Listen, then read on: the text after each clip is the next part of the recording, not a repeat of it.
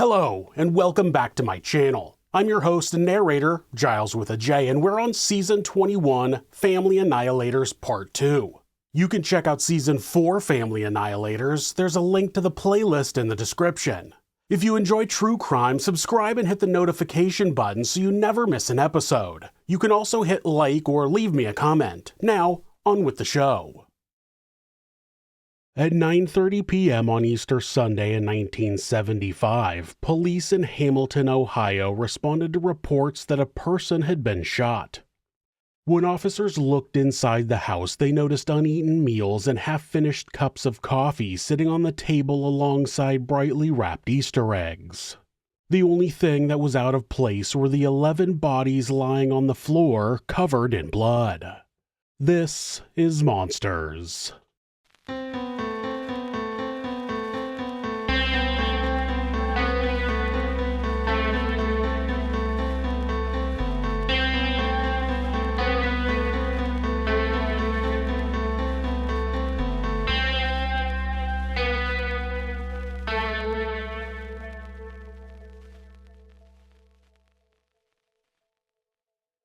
James Urban Ruppert was born on March 29, 1934 in Hamilton, Ohio, the younger of two children.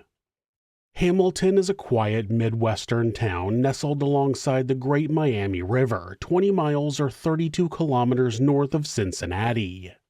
The town was once a thriving industrial area which was renowned for its steel, paper, and manufacturing plants. It gained the nickname the City of Sculpture for its appreciation of the arts and public monuments crafted from locally refined metals. To this day, it's known for its 19th century architecture and historic neighborhoods. But back when James arrived in the early 1930s, the soul of Hamilton had been decimated by the Great Depression. Many of the once booming factories had slowed down or shut completely, and many of the city's families were plunged into poverty. James's parents, Leonard and Charity Ruppert, were barely making ends meet with one child, and when their youngest came along, things only got worse. Leonard lost his job and turned to alcohol to numb his feelings. He was already a strict disciplinarian, and the alcohol only made him meaner. Charity was the main caregiver for the children, but she was emotionally cold and distant, particularly when it came to her youngest son. She often targeted James with belittling comments like calling him useless, a failure, and stupid. His father was no kinder, often telling James that he would never have a job or live independently. James was a small, sickly, and awkward child. He suffered from bronchial asthma, which started at age 2, which meant he had a lot of trouble breathing. His symptoms were especially bad when it was cold or damp, which happened often in Hamilton's temperamental Midwestern climate. Winters were long and wet, and spring came with heavy humidity. While other kids ran and played outside, James was often kept indoors. To make matters worse, Leonard began raising chickens in the backyard of their family home. The dust and feathers triggered James's asthma, and yet his father regularly made him clean out the coop. James would often wheeze through the night and wake up barely rested. His condition also meant he was unable to participate in sports or gym class. Combine that with the frequent doctor's visits and various treatments, James missed out on plenty of school days, all of which made him feel exactly like the weak and worthless child that his parents reminded him he was. Even though James was intelligent with an IQ just over average and a gift for mechanics, he was awkward around other kids his age. No matter how hard he tried, he didn't seem to be able to make friends. The illness and constant coughing meant James walked with a hunch and he never fully matured physically. That made him an easy target for schoolyard bullies, while kids in the neighborhood called him a sissy. No matter how hard James tried or what he achieved, nothing he did ever seemed to measure up to his big brother Leonard Jr. Jr. was everything James wasn't. He was tall, athletic, social, and a natural leader. Teachers raved about him and girls threw themselves at him. But most painful of all, their mother didn't try to hide that he was her favorite. She would often ask James, quote, "Why can't you be more like Leonard?" Beyond Leonard Sr. and Charity's cold and distant parenting, they were also strict Roman Catholics, as were many of the residents in Hamilton. Charity attended Mass every day, and the boys were expected to follow suit. There were rules and rituals to their daily lives which left no space for negotiation or emotion. Things were bad for James, but they got much worse after his father died from tuberculosis when James was 12 years old. Without a husband, Charity told Leonard Jr. that he was the man of the house. She doubled down on her expectations of complete obedience and success, but she wasn't going to get that from James. Not because he wasn't capable or didn't behave, but because nothing was ever good enough. When she made him clean, he would miss the tiniest spot and then be shamed and chastised for being lazy and naughty. When he got a B at school, he was punished for being stupid. James and Leonard Jr. attended Hamilton Catholic High School, which meant there was no relief from the strictness of religious teaching. It followed them from the home to the classroom and back again. There were only 200 students at the school, and everyone seemed to know everyone, which meant everyone knew that James was a weirdo. He was the kid who sat alone at lunch and who didn't have any friends. That reputation made Leonard Jr. keen to keep his distance at school. He didn't bully James, but he didn't stick up for him or try to make his life easier. Anyone who made fun of Jr. for his brother's awkwardness was reminded that they were nothing alike. Friends would later say that Leonard acted as a surrogate father after Sr. died, but James didn't see it that way. James would later say that after his father died, Charity became physically abusive towards him. She also encouraged Leonard to take part in the beatings in order to teach him a lesson. On one occasion, they dragged him to the basement and beat him with a rubber hose after he threw a dinner plate on the floor. Things got so bad that James attempted to run away from the home several times. Each time he would return home more depressed than when he left. Things got so bad that he attempted to end his life. When that didn't work, he felt even more stupid for not being able to accomplish that.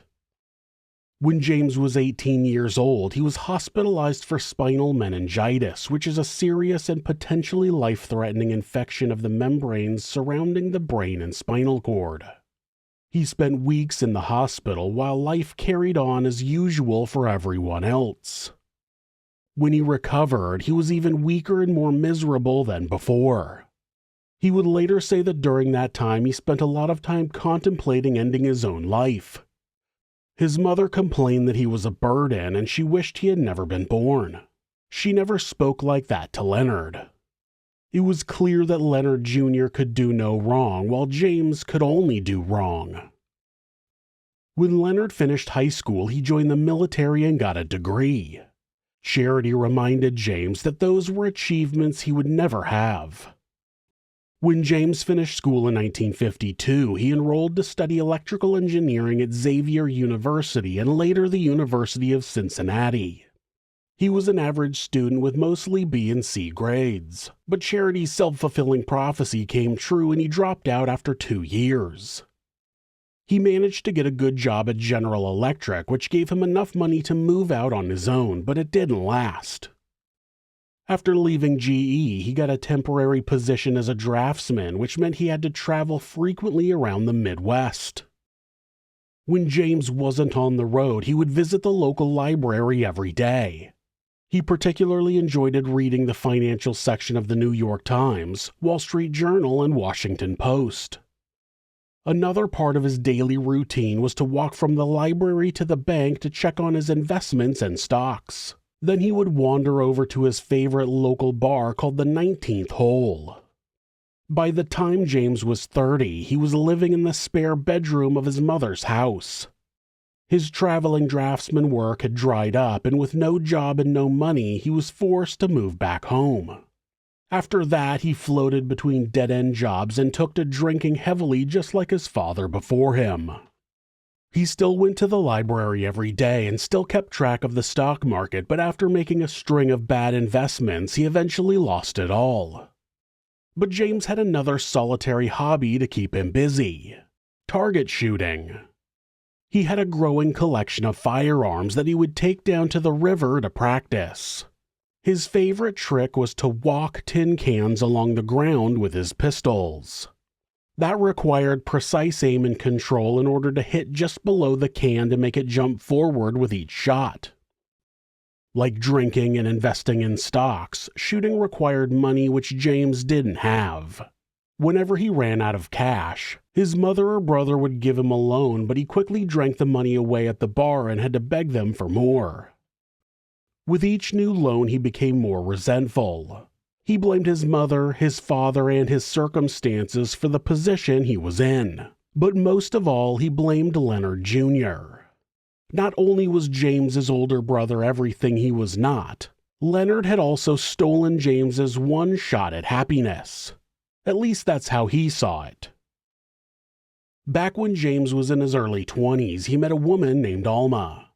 She was warm, outgoing, and kind, which made her the polar opposite of the only other woman in his life, Charity. Alma and James spent a lot of time together, often as a trio, with Leonard joining them on activities. James loved Alma and he knew she was the one, but Alma wasn't too sure and didn't make any promises. Just when things were beginning to get serious, Alma told James that Leonard had given her an ultimatum. She needed to choose one of the brothers to be her boyfriend. You probably see where this is going, so you won't be surprised that she chose Leonard. Having Alma leave him for someone else was bad enough, but having that other person be his brother left James utterly broken. Of course, she would choose the tall, charming, and successful Leonard over him. Alma had tried to let James down gently by downplaying the seriousness of their relationship and saying they had just been friends. But that betrayal was the ultimate humiliation. Within months, Alma and Leonard announced they were getting married. Leonard asked James to be his best man. The couple played the part of a happy family and moved on with their lives, but James never would. Over the coming years, James's resentment towards Leonard deepened. With every birthday, Christmas, and Thanksgiving dinner he sat across the table from Leonard and Alma, he felt robbed of the life he could have had and should have had. Alma was meant to be his. Even though Alma had chosen Leonard, he saw her as stolen property. His brother could have had anyone else, but instead he chose to steal the one person which meant so much to James. The younger brother had spent his whole life trailing behind Leonard, in school, in his mother's eyes, and in every milestone. And now the one good thing he thought he had for himself had been taken too. Alma became the symbol of all his failures, the woman he couldn't keep and the life he never got to live. As the years passed, James became a constant bystander to the joys and celebrations of Alma and Leonard's lives together. Every time they announced they were expecting another child, it was like a knife straight to his heart. Once was bad, twice was worse, but then came a third and a fourth, and on until the couple were announcing their 8th child. The more kids they had, the more perfect their little world appeared, and the more James resented them for it.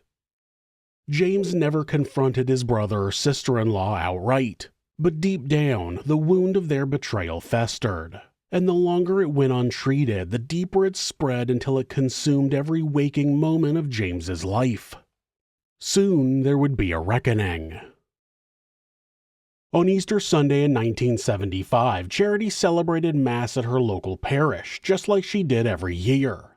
When she returned home, she prepared a simple meal in preparation for Leonard, Alma, and the children to join her for dinner. At around 4 p.m., they gathered at her home on Minor Avenue on the southeast side of Hamilton. Charity had organized an Easter egg hunt for the kids, which was something she had never done for her own children.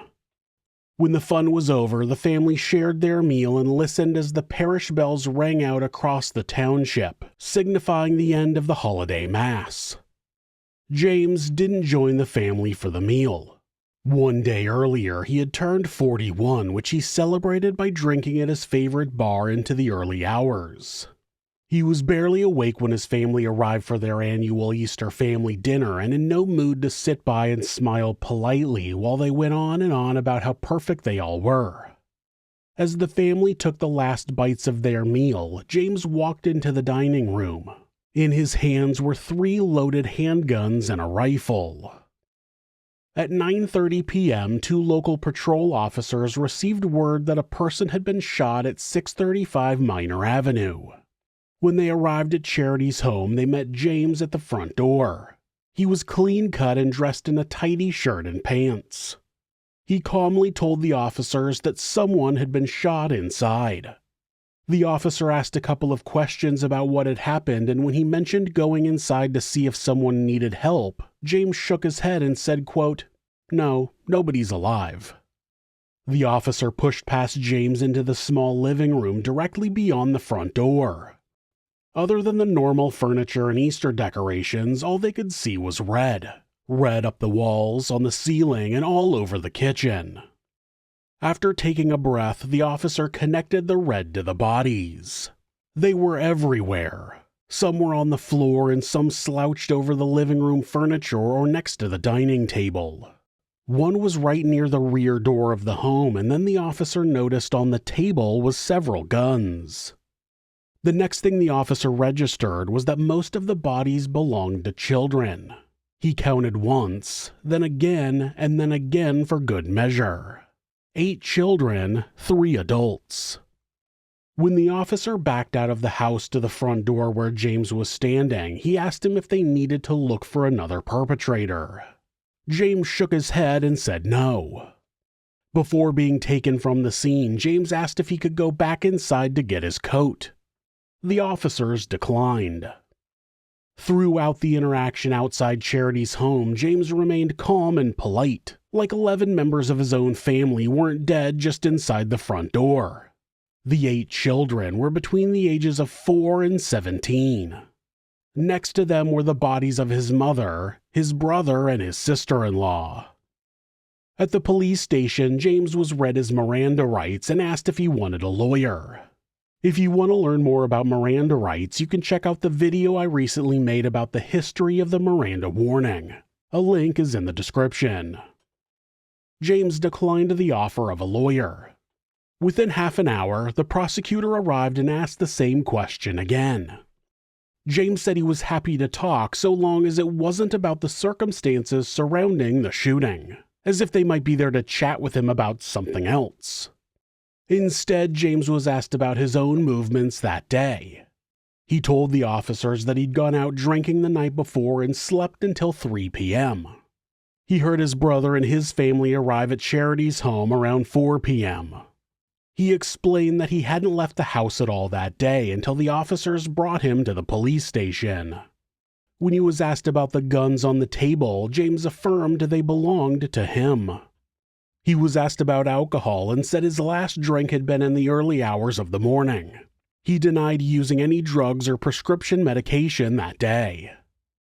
After chatting a bit more, the officers asked James to give them the names of the shooting victims in his mother's house. There was Charity, Leonard Jr., Alma, Leonard III, Carol, Michael, Tom, and Dave. That made 8. But James couldn't give them the names of the other 3 children. He tried for a while to bring their names to mind, but didn't seem to be able to. That seemed to upset him as the minutes passed, and he became more agitated and began to shut down. Eventually, James told the officers that he wanted to speak to a lawyer. He was handed a phone book and called a lawyer who he recognized as a student he went to school with, but the man didn't deal with criminal cases. After being recommended another lawyer, he made a call and stated that he was a suspect in a homicide. Note the words suspect and a homicide, not 11. Finally, he made contact with someone who agreed to represent him. While James spoke to his lawyer, the prosecutor headed to the scene at Minor Avenue. It was 10:30 p.m. and there was little in the way of lighting except for the dim bulbs inside the house. The darkness only made the scene grimmer. 5 of the victims were in the living room and 6 were in the kitchen, which doubled as the dining area. The youngest victim was 4 years old. He was found on the floor of the living room with a gunshot to the side of his head. In his hand was an Easter egg wrapped in pink tinfoil. Back at the station, James's clothes and shoes were bagged and paraffin casts of his hands were taken to detect the presence of gunshot residue. His fingernails were scraped and his wallet was emptied. The only sign of anything untoward at that point was a small amount of blood spatter on James's shoes. The prosecutor discussed the case with the officers who were at the scene. James said he hadn't left the house all day, which meant he was home at the time of the shootings. He also claimed ownership of the guns on the dining table, which would be examined to determine if they were the weapons used in the shooting. But James had not confessed to being the shooter, and beyond the blood spatter on his shoes, there was nothing definitive to indicate he was the person who pulled the trigger. Despite the limited evidence available at the time, the prosecutor didn't want to take the chance that a person who had potentially killed 11 members of his own family, including children, would walk free. Not long after the clock struck midnight, James Ruppert was charged with 11 counts of aggravated murder. After the scene examination was completed the following day, the bodies were removed from the house. By then, the media had caught wind of a shooting and turned up to take photos at the scene. None of them knew that there were 11 victims. One by one, the bodies were brought out of the house on gurneys. That was later referred to as a parade of death which lasted for more than 15 minutes. The autopsies of the victims took 3 days to complete. In total, there were 40 bullet wounds, with 26 of those bullets recovered from the bodies. 38 of the hits were lethal, which confirmed the person who fired them was a competent marksman. There seemed to be no rhyme or reason for the number of bullets each victim took. 2 of the victims had a single wound, but all of the others had multiple wounds.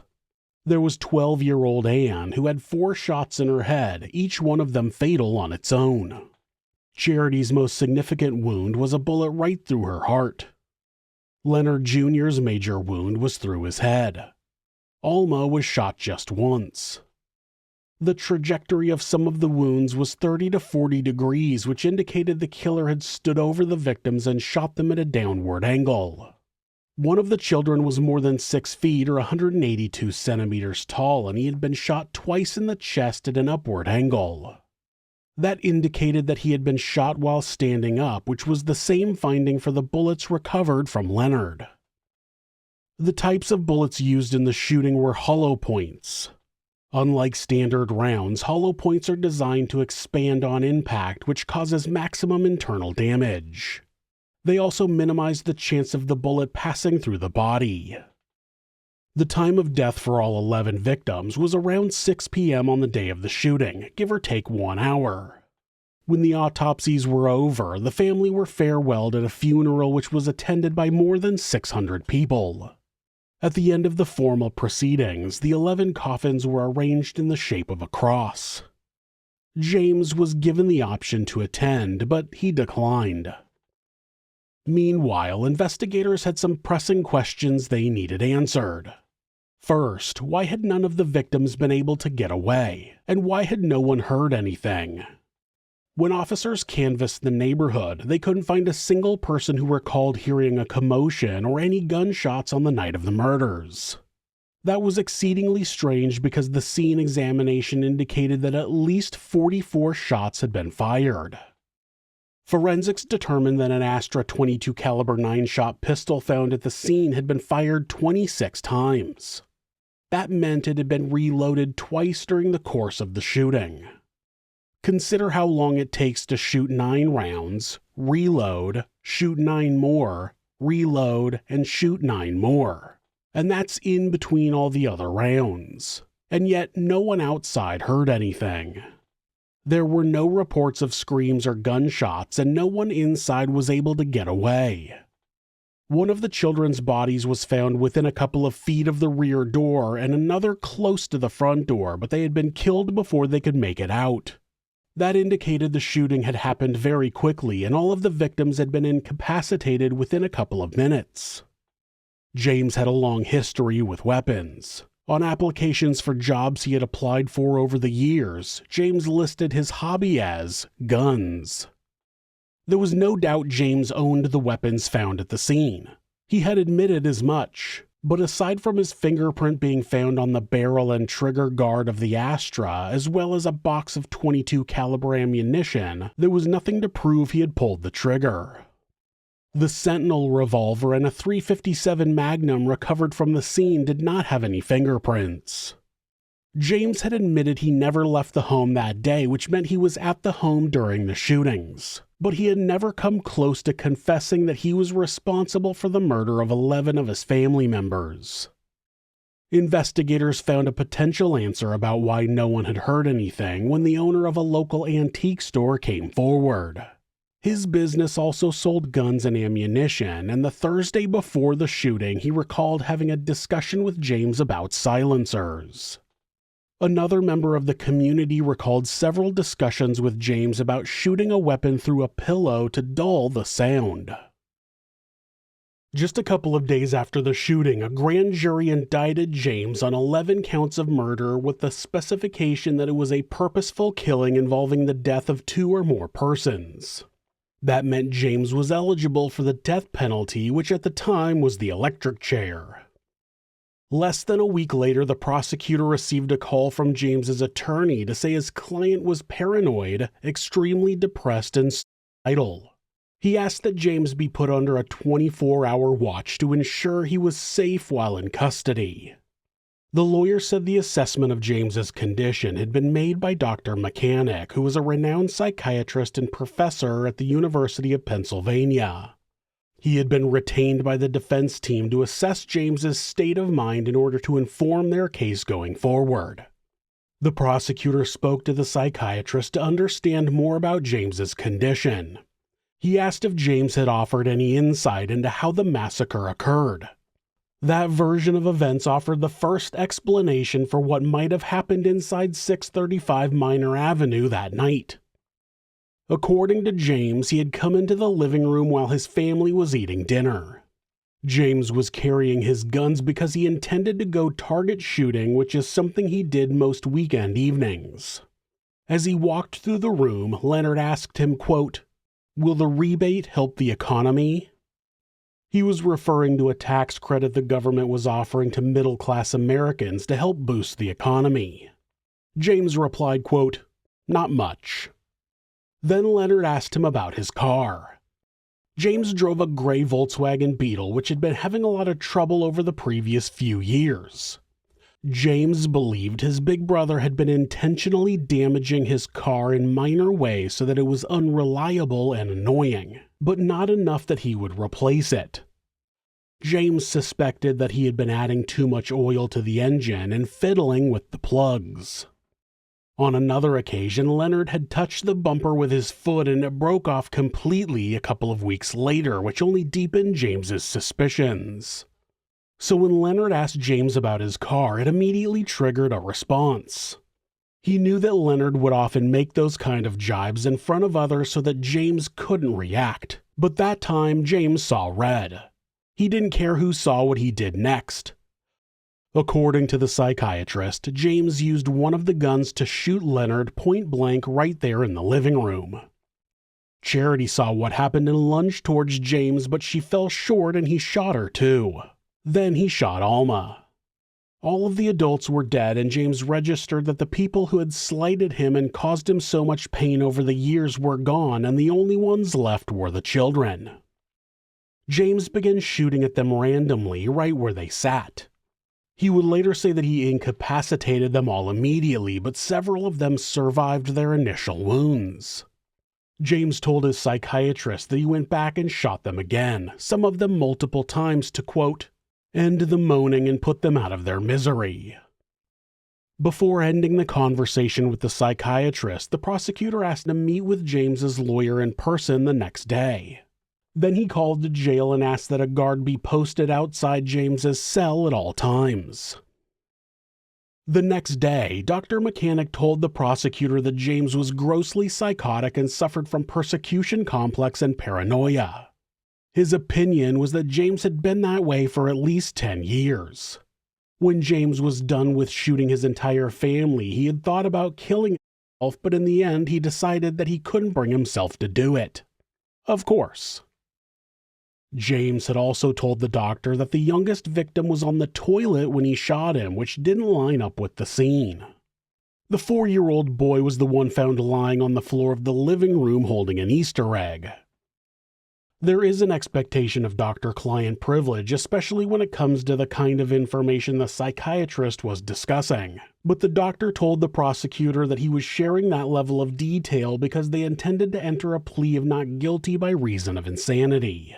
It was his professional opinion that James was insane and unfit to stand trial and should be held indefinitely at a psychiatric institution. He requested that the prosecutor arrange for the necessary psychiatric evaluations to happen as soon as possible so that the case didn't drag on for months, which would only worsen James's condition.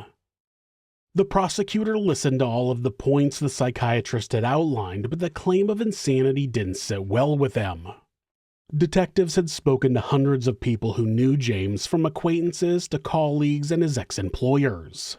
Each one of them agreed that although James was a bit of a loner, he appeared to be a perfectly normal guy. He was polite and unassuming, and he never made a scene or stood out in any way. He was the kind of person who faded into the background of life, not someone who had been on the edge of psychosis for 10+ years. The only thing people pointed out as particularly unusual was that James never went out with women. From their perspective, there had never been another woman in James's life since Alma. No one knew if that was because James wasn't interested or that women weren't interested in him. His previous employers also had nothing to say about James. They noted that he was extremely detail-focused, which meant that his work was slow. He was so meticulous that he often couldn't move on until he had examined every small component of a task, even when it wasn't necessary. With that in mind, the prosecutor had two choices.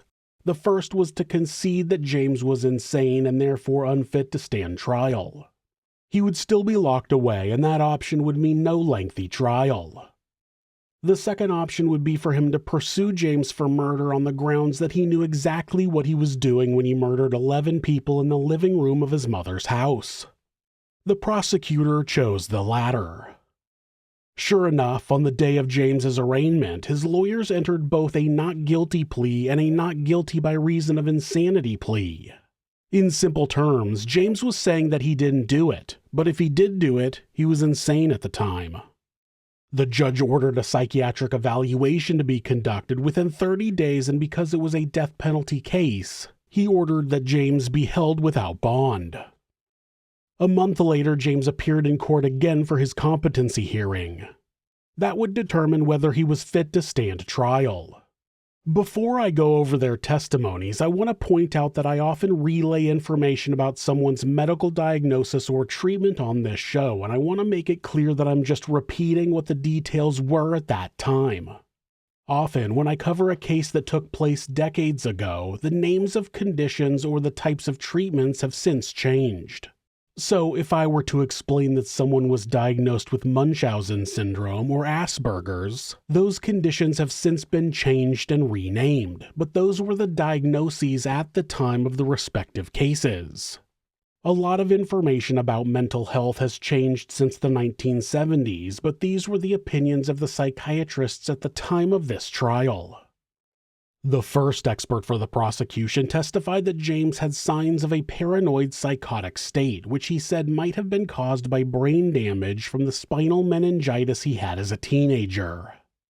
A second expert stated that James was fit to stand trial even though he had a paranoid personality. The third expert said James was a loner who couldn't relate to people. He assessed James as having a paranoid personality with schizoid traits. Yet another expert testified that James had paranoid psychosis, feelings of persecution, and a misinterpretation of reality. While their findings were different, all four experts agreed that James was fit to stand trial. It was a surprise then that the defense did not call any experts of their own, even the psychiatrist who had initially assessed James and met with the prosecutor. According to his defense lawyers, while James was in jail, he had written letters to various people stating that he didn't trust his lawyers. He felt they were conspiring against him and they wanted him to take a deal and admit he was guilty rather than fight the charges in court or support his claim of insanity. For that reason, the defense lawyers argued that because James didn't trust them, he was unable to participate in his own defense, all of which made him incompetent to stand trial. After hearing both sides of the argument, the judge came down on the side of the prosecution. He ruled that James was competent to stand trial. During his ruling, the judge stated that having a mental illness does not mean a person is insane. All the prosecution had to prove was that the evidence demonstrated James was capable of understanding the nature and objective of the proceedings against him and was capable of assisting the defense. The judge felt that that threshold had been met. James was offered the option of either a jury trial or a 3-judge panel. He took his chances with the judges, and James Ruppert's murder trial began on June 16, 1975. Before opening statements, the 3 judges left the courtroom to visit the scene of the crime. At the time of the murders, it was determined that due to the severity of the crime, the scene would be preserved until any potential trial had concluded. That meant that 3 months after the Ruppert family was wiped out, the judges would still be able to see the dried blood and brain matter which had stained the walls and floorboards since that night. Right next to those stains were framed family photos, partially drunk cups of coffee, Easter egg wrappers, and other everyday items found in a normal family home. By June, the weather had changed and it was warm and humid. All the windows and doors on the house had been boarded up to deter vandals from breaking in and having a look around the Massacre house. That meant, by the time the judges walked in, there was no way to avoid the stench of death and decay which had been stagnating since the day of the murder. The dinner Charity had prepared for her family was still on the bench, and the food in the fridge had long since spoiled. When the judges were done, news reporters who were covering the story were given 5 minutes to look around the home as well. Inside, they noticed that there had been so much blood from the slayings that it had seeped through the floorboards and into the basement below. They also learned that forensic technicians had found tiny fingernails embedded into some of the walls. That proved that several of the children had survived long enough to try and escape from their uncle after he murdered their parents. The reporters could see where they had clawed away at the walls. Many of them were shocked by just how many bullet holes there were throughout the living room of the home. It seemed like no surface had remained untarnished by death. Back at the courtroom, the prosecution gave their opening statement. They had 101 exhibits to support their argument, including photos of the victims, crime scene diagrams, fingerprint evidence, and the guns found at the house. They also had expert testimony from psychiatrists, testimony from previous colleagues of James, as well as his barmaids who had discussed guns and silencers with him. The prosecution intended to paint a picture of an intelligent but bitter man who killed his family not in a moment of madness, but because he wanted to get his hands on their cash. Leonard Jr. was a successful engineer with a good job, a nice home, rental properties, and money in the bank. He also had substantial life insurance policies in place for himself and Alma. According to the prosecution, James had basically nothing to his name. While he had $2,600 in assets, he owed his mother and brother $4,500 for all those small loans he had taken out over the years. Any money James once had been lost in the stock market, and the prosecution argued that he wanted the $300,000 in insurance money for himself. That number didn't include the value of Charity's or Leonard's homes or their stocks and bonds. They knew the defense's main argument would be that James had intended to go target shooting that day, but had been set off by Leonard's questions, which triggered a psychotic rage. But the prosecutor believed evidence would prove that James had been plotting to massacre his family for months. There were the conversations with barmaids and the antique store owner about using a silencer. There were also bank records showing James's financial position and witnesses who testified about his knowledge of the value of Leonard and Charity's assets. The prosecutor also directed the judge's attention to photographs taken in James's bedroom during the crime scene investigation. In the corner of his room was an open rifle carrying case, and on top of the dresser was a gun box for the Astra. The prosecutor argued that if James was going target shooting as he claimed, he wouldn't have carried his weapons downstairs out of their boxes and bags. Did James expect them to believe he tucked loaded handguns into his pockets and casually walked downstairs cradling a loaded rifle? Everyone who ever watched James target shoot by the river remembered him carrying his weapons in their cases and loading them at the site. Also, in James's bedroom was a pair of bloody pants and a shirt which had been tucked inside his dresser, underneath other clothing. According to the prosecution, that indicated an attempt to conceal what he had done. According to James, after shooting his family members, some of them several times, he laid on the couch for 3 hours before calling the police. The prosecution believed that was so he could make sure his victims were all definitely dead. Scene investigators also found several books on psychology and paranoid schizophrenia inside James's room. According to the prosecutor, the only way James would be entitled to his mother and brother's estate would be if he was found not guilty by reason of insanity. All he had to do was make people believe he was insane, get sent away to some low-security asylum, and bide his time until he was determined not to be a threat to society anymore. Then he would walk away $300,000 richer. It was a simple plan. And it was a 2-for-1 deal. Not only would he have the money, he would also be free of the 2 people he blamed for ruining his life. 3 if you count Alma. Other evidence presented by the prosecution included that James's hands tested positive for gunshot residue and that the blood type on the pants in the drawer didn't match James but did match several of his victims. They also noted that no silencer or damaged pillows were ever found at the scene and that the rifle found in the kitchen hadn't been fired at the time of the shootings. The prosecution went on to argue that although James had never come outright and confessed to pulling the trigger 44 times, the evidence overwhelmingly proved that any claim of insanity, paranoia, and detachment from reality simply didn't hold up. His actions pointed to a man who knew exactly what he was doing. During the witness testimony, the prosecution called Charity's sister to the stand. She had visited James in jail not long after he was arrested. When she asked him what had happened, he broke down crying and said, "I don't know," and that the whole incident was a blank. She shared that there was a long history of mental illness on her side of the family, including institutionalization, and depression. Despite knowing that her nephew was likely responsible and culpable for the deaths of so many people, she declared that she supported James. After giving her testimony, she attended every day of the trial. When it came time for the defense to give their opening statements, they immediately moved for an acquittal. They were entitled to make that motion on the grounds that they believed the case against their client was insufficient to sustain a conviction. They argued that the prosecution didn't prove James knew what his brother was worth, that they hadn't proved a motive or proved intent to kill, and that they hadn't even proved James was the shooter. After the prosecution rehashed their entire argument, the panel of judges unanimously decided there was sufficient evidence to indicate aggravated murder. The motion for acquittal was denied.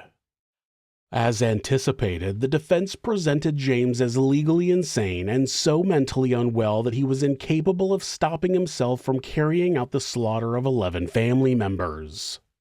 According to his lawyer, that wasn't just their opinion.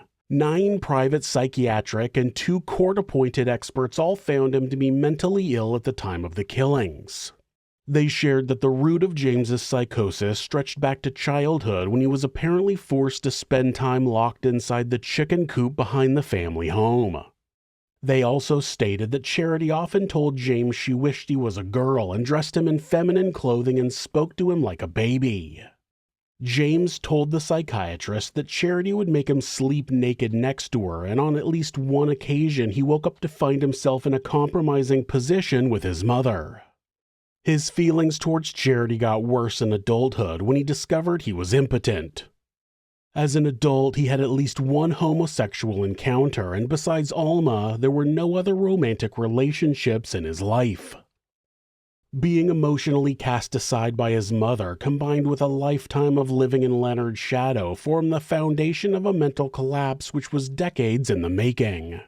It all culminated in the moment he killed 11 people, who the defense asserted were so dear to him. 3 of them were so dear to him that he couldn't even remember their names. Several of the psychiatrists were called to testify in court. One told the judges, quote, "His ego was just completely overwhelmed by his rage. This suppressed rage he'd been accumulating over 10 years or more, actually since childhood." According to the defense, the 3 hours James spent on the couch after the murders were to contemplate suicide, which he decided against only because it was considered a mortal sin in Catholic doctrine. Here's yet another person who committed murder. In fact, he murdered 11 members of his own family, but suicide was where he drew the moral line. Okay. The defense painted a picture of a deeply paranoid person. Not only did he distrust his own lawyers, he was convinced that the FBI had bugged his jail cell. He also told his lawyers that his brother had reported him to the authorities for being a communist. According to the defense, all of that combined to make James incapable of distinguishing right from wrong, or resisting the urge to annihilate his entire family. He lived in a distorted version of reality where he routinely misinterpreted ordinary events as evidence of a vast government conspiracy targeting him. His paranoia was deeply rooted, and his lawyers claimed it was so profound and so consuming that there was no way it could have been faked. It was anyone's guess which way the judges would decide, especially with the testimony about James's mental state. But at the 11th hour, the prosecution caught wind of a person they hadn't known about when preparing their case for trial. A person whose testimony could call James's insanity defense into question. Wanda Bishop had worked as a barmaid at James's favorite bar for just 4 days. During that time, she met James, and after she stopped working there, they met up several times a week. Over the next 8 months, they fell in love. When the prosecutor met with Wanda to discuss the relationship, she told him she knew James wasn't gay because he couldn't keep his hands off her. But she did acknowledge that through all of their intimate encounters, they never had intercourse. Wanda recalled that she met with James on the evening of his birthday. Before leaving that night, he told her he needed to go home to sort out a problem with his mother. When she asked what the problem was, he told her she wanted him to pay back the money he owed, and she had said something along the lines of, "If you have enough money to go out drinking every night, you have enough to pay me rent or the debt you owe. And if you don't, you can get out of my house." James left the bar that night but came back a half an hour later. When Wanda asked if he had sorted out the problem with his mother, he said, quote, "Not yet." They stayed together drinking until the early hours of the next morning. The prosecution interpreted Wanda's story as a clear demonstration that James had planned to kill his mother, and probably Leonard, as he owed his brother money also. The day after telling Wanda he needed to sort out a problem with Charity was Easter Sunday, the same day James murdered his entire family. But Wanda's testimony also proved something else. James had told his lawyer that he had never been in a romantic relationship since Alma. That tied into his projected image of being a loner and emotionally detached, which were the foundations of his insanity defense. Having a relatively normal relationship with a woman and discussing his mother being a problem suggested that James was not as socially cut off or mentally disturbed as the defense wanted the court to believe. By the end of the trial, more than 91 witnesses had testified. During closing statements, the two sides repeated their cases and the 3 judges left the courtroom to determine James's fate. Just 4 hours later, they announced that they had reached a verdict. James Ruppert was found guilty of 11 counts of aggravated murder. The judges specified their decision was a 2-to-1 finding, with 2 of the judges agreeing he was guilty and 1 dissenting. Because the verdict was not unanimous, James could not be sentenced to the death penalty. The defense team immediately stated that they would appeal the conviction on the grounds that the decision needed to be unanimous. At the time, under Ohio law, a verdict in a capital murder case required a full agreement of all 12 jurors, but the verdict in this case had come from a 3-judge panel. The defense argued that a unanimous decision was still required in a capital case, even among judges. Before the appeal against James's conviction could be heard, the judges had to determine his sentence. They listened as the defense pleaded for leniency, arguing that he was a mentally ill man in need of treatment. Then came the prosecution's insistence that he was a cold-blooded killer who deserved no mercy. In the end, they sentenced him to 11 life terms. In August of 1975, James was transferred to a psychiatric facility after a prison psychiatrist found him to be delusional and depressed. 2 years later, Ohio's First District Court of Appeals reversed James's conviction on the grounds that he was not given proper advice about waiving his right to a jury trial. According to their 22-page decision, James had believed there was a requirement for unanimous verdict whether he chose a jury or a panel of judges. A year later, a retrial was ordered, but it was delayed by James's claim that he was facing double jeopardy, which he wasn't. Double jeopardy is generally for anyone who is acquitted of a crime. An acquittal does not prove someone is innocent. It just means the prosecution could not prove their guilt beyond a reasonable doubt. The law was put into place so a prosecutor can't try someone over and over until they get a guilty verdict. Unless some major new evidence is found, a person cannot be tried for a crime they have previously been acquitted of. James was not acquitted. He was found guilty, and that conviction was reversed. So it was as if he had never been tried the first time. If James's case was an example of double jeopardy, then that would mean no person who ever won an appeal would ever be able to be retried, which isn't the case. When that was settled, the second trial got underway. In 1982, James was back in court, that time in front of a jury of his peers. The second trial was held in a town 125 miles or 200 kilometers away from Hamilton. James's lawyers had successfully argued that he couldn't receive a fair trial in his hometown thanks to the national attention the case had gained. Hamilton had become synonymous with the massacre, and the defense claimed that public opinion was so deeply entrenched for an impartial trial. By then, James had been incarcerated for nearly 8 years and had no funds to pay for his lawyers. However, the lawyer who represented him during both trials so strongly believed James was insane that he personally funded the defense. The evidence in the second trial was much the same, except Wanda wasn't called as a witness. In her place, another barmaid recounted conversations with James, including one where he talked about faking insanity to get away with murder. Another key difference in the prosecution's case was their assertion that James had timed the murders to coincide with the ringing of Hamilton's church bells on Easter Sunday. The bells were loud and predictable, and he used them to mask the sound of 44 gunshots echoing through the house. The Easter toll goes on for 10 minutes, which they argued was long enough to wipe out his entire family without anyone noticing. When it came time for the defense to present their case, they had no new evidence to add. They referred back to their original argument that James was legally insane at the time of the killings, and that his actions were the result of a long-standing and untreated mental illness. He did not know the difference between right and wrong and had acted under the influence of a delusional state. The second time around, James was found guilty of the murders of his mother and brother. He was found not guilty by reason of insanity for the murders of Alma and her 8 children. For the guilty convictions, he received 2 life sentences which were to be served consecutively. James never testified in his own defense. He also refused to give any interviews about the case from inside prison, although at one point he did consider a book offer. In June of 1995, when James was 61, he appeared before the Parole Board for the first time. He refused to take any accountability for his crime, and parole was denied. He was also denied in 2005 and 2015, with the Parole Board noting, quote, "The board has determined that the inmate is not suitable for release at this time.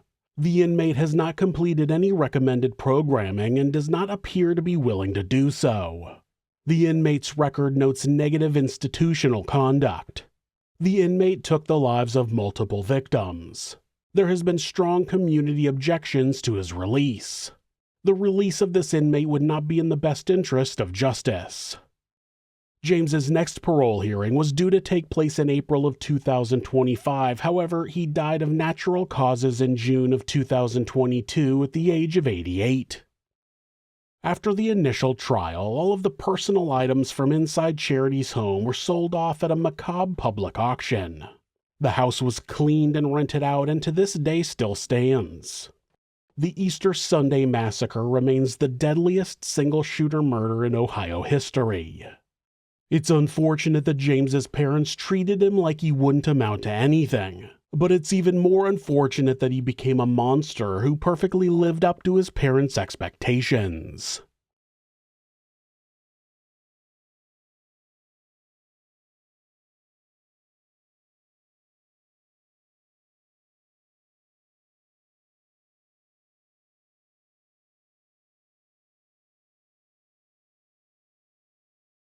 Thanks so much for letting me tell you this story. If you're a fan of true crime, hit subscribe and turn on notifications so you don't miss an episode.